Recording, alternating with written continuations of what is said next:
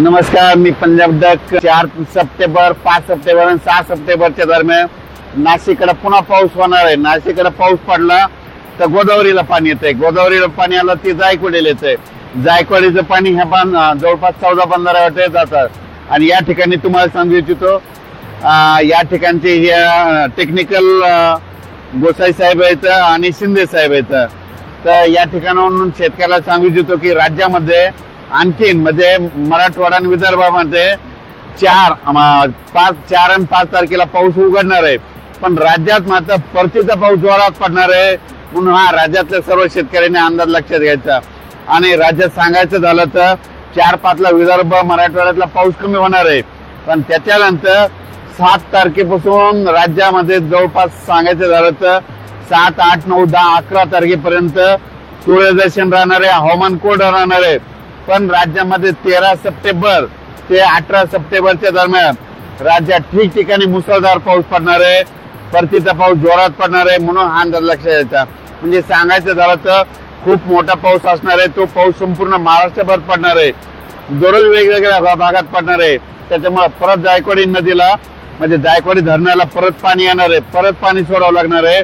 आणि आणखीन पाहू शकता हे आता देखील पाणी सोडलेलं आहे. आणि राज्यातल्या शेतकऱ्याला सांगू इच्छितो की हा परतीचा पाऊस कोणत्या जिल्ह्यात जास्त राहणार आहे. लातूर जिल्ह्यात जास्त पडणार आहे. त्याच्यामुळे मांजरा धरणाचं पाणी सोडावं लागणार आहे. बीड जिल्ह्यात पाऊस पडणार आहे. त्याच्यामुळे बीड जिल्ह्यातलं देखील धरणाचं पाणी सोडावं लागणार आहे.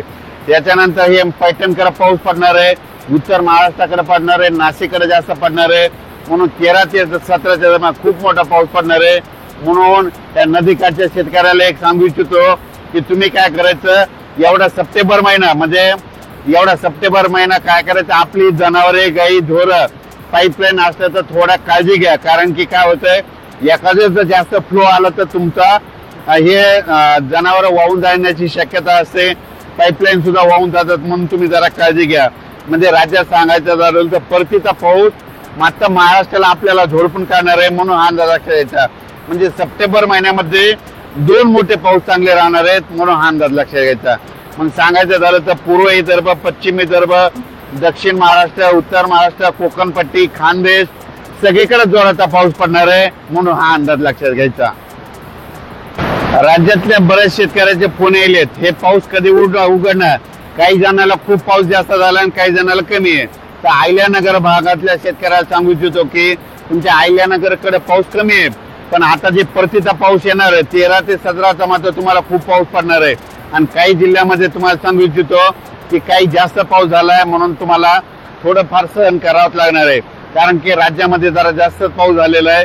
पण आता ज्या भागामध्ये वंचित राहिलेला भाग आहे त्या भागात मात्र आता 13 ते 17चा पाऊस पडणार आहे.